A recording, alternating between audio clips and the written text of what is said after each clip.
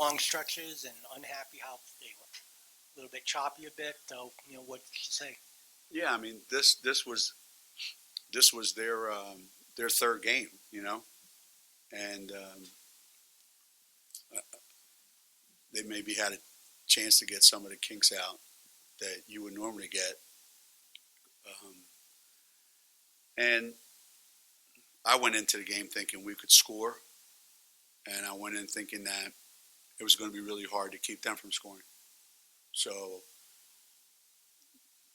I think whatever I was thinking, it came true.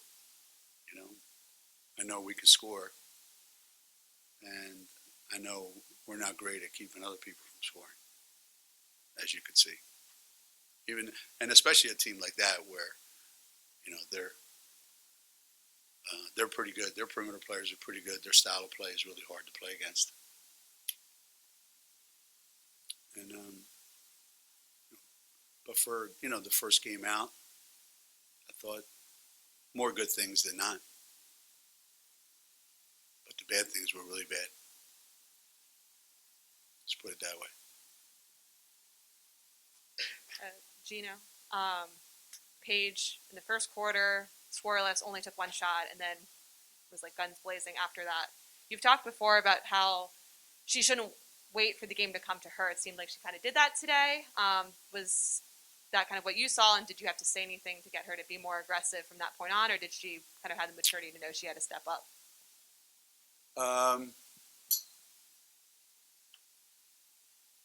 I think the first quarter may have been more a function of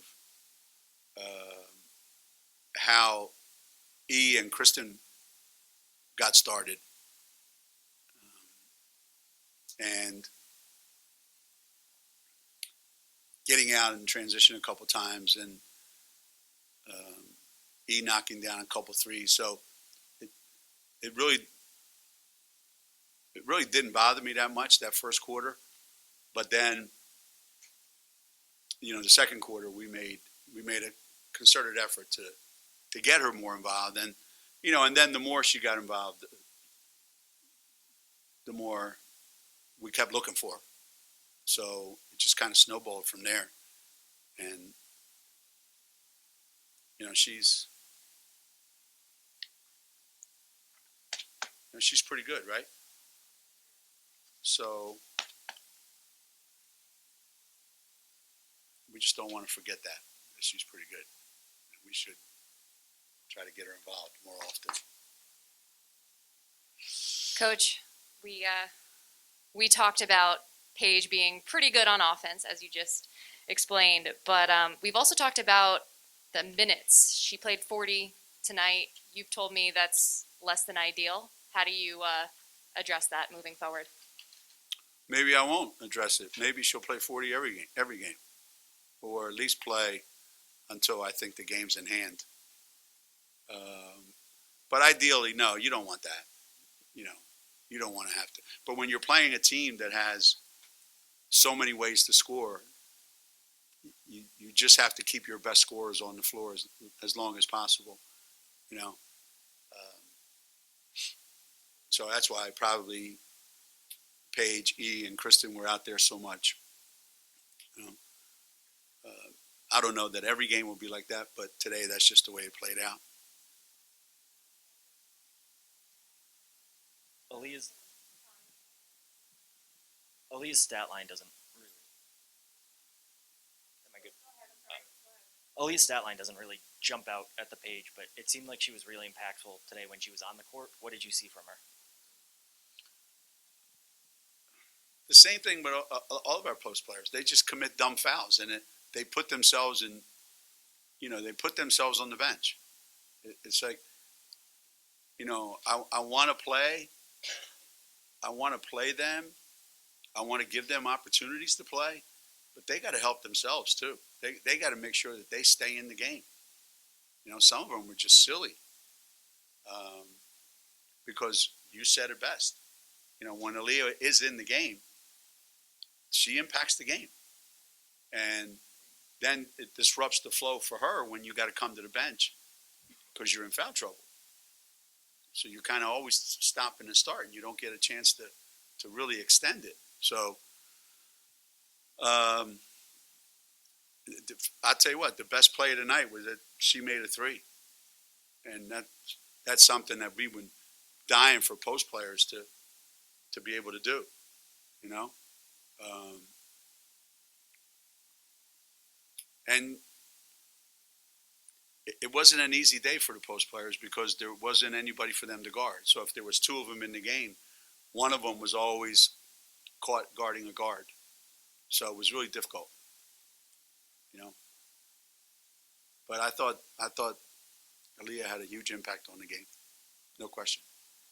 Geno, you circling back to Paige a little bit, could you just talk about where you can put her anywhere on the floor? She had a little back to the basket, down in the low block late in the game, and also her body control. No matter where she is, even in the air, she seems to be in perfect control all the time till the last second. Mm-hmm. Yeah. I mean, when you go 15 for 19, that's a pretty good night, you know.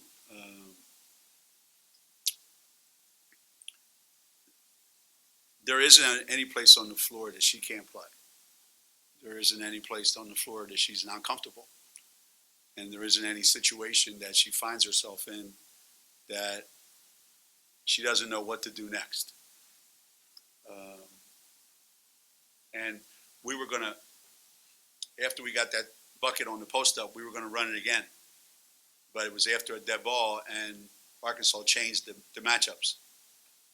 So as the referee's waiting to hand the ball, she comes over to me and she said, "We need to run it for Kristen," because the kid that was guarding Paige switched on to Kristen. So we did, and Kristen got a 3-point play, or maybe a 2-point play, and missed a free throw. We do that. We turn 3-point plays into 2-point plays. Geno, We did it good. We're good at it.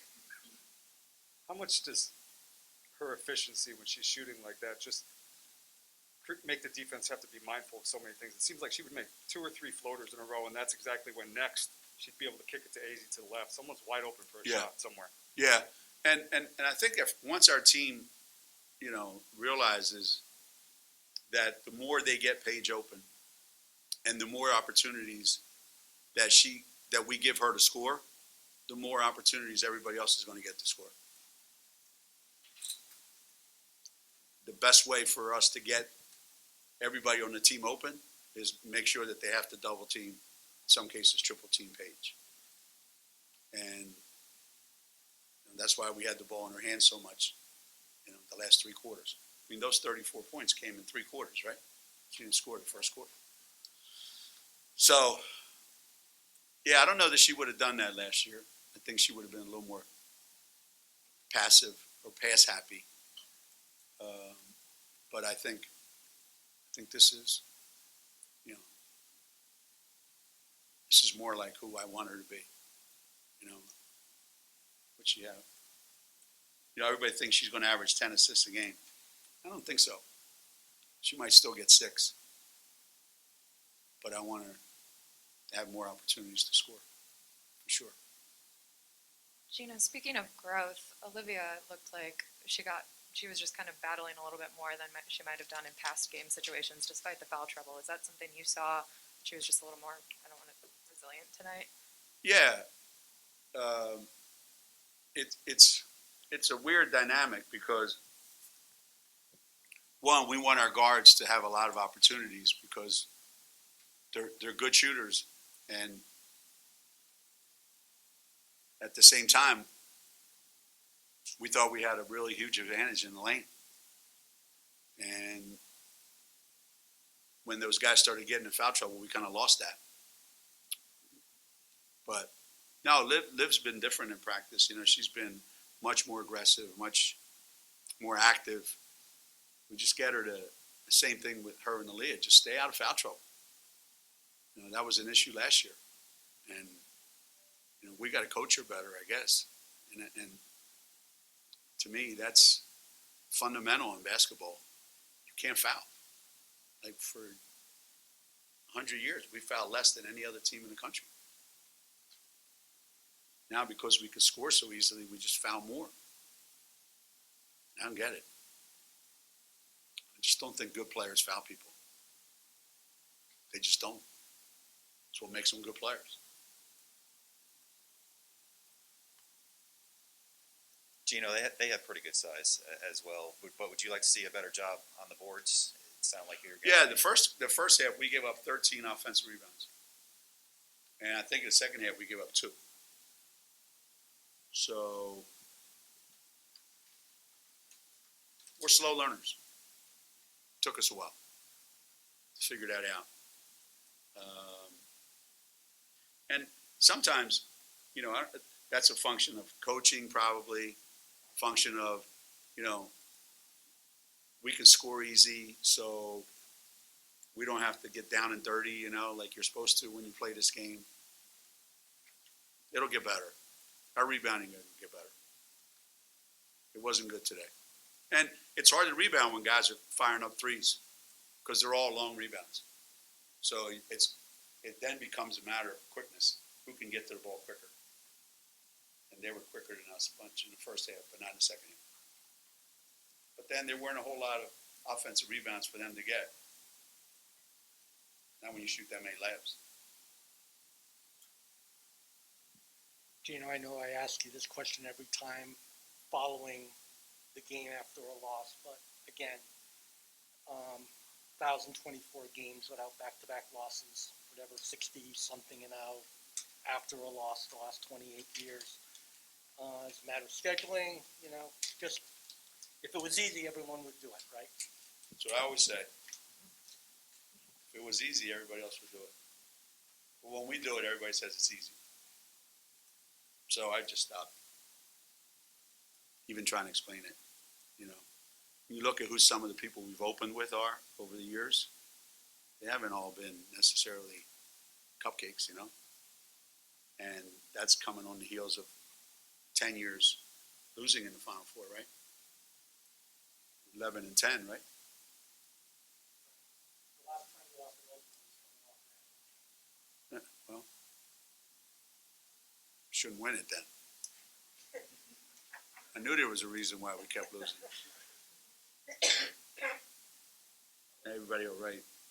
UConn hasn't won a national championship since 2016.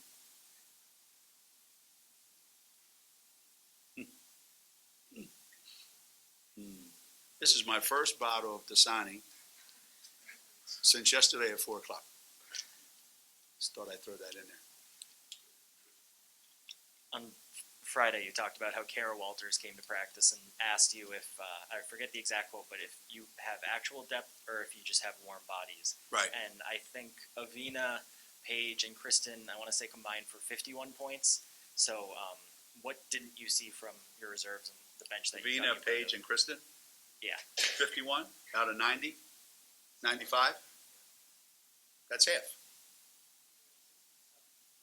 Huh? 67 out of 95? I was not a math major. I was going to say 67 out of 95. Yeah, well, I think that's probably going to happen most of the year. AZ looked like she was a little bit too passive and too tentative. I don't know why she would ever even think about having to make a pass. And she did that a couple times when I thought, why? Just shoot it. So AZ will score more points. If the big guys stay out of foul trouble, they'll score more points. So yeah, you'd like to spread it around more, but the reality of the situation is sometimes the way the other team plays forces you to play a certain way.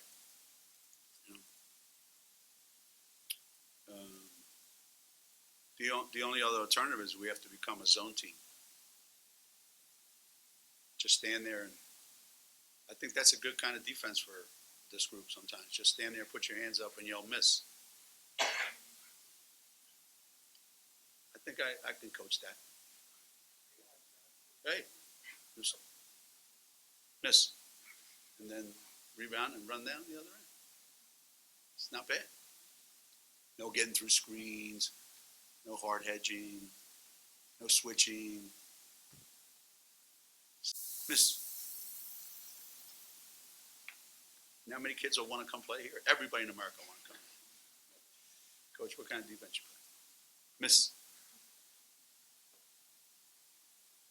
Kind of going off that answer, it seems like you were saying part of the defensive issues had to do with the matchups, but how much would you say was that versus also like what do you actually want to see from the team to fix, I guess, going into the next game on that end of the floor? Yeah, when a team is just determined to get to the basket, they just are going to get the ball, put their head down, and go. You have to have guards that can keep people in front of them, and we're not great at that today. We weren't great at that today. And then your big guys have to just be able to contain and let them shoot that without fouling. And every time we did that, they took some crazy wild shot, right? We rebound and come down the other end. So if we can make them do that 8 out of every 10 times and not smack them. So, bad matchup. Bad matchup for our big guys. No post-up player. I don't think they tried to throw it into the post one time for any kind of post play. Everything was from the perimeter. And that's a difficult assignment for our big guys. But, no, it's coaching them better, and I don't want to be in foul trouble, so I'm not going to foul.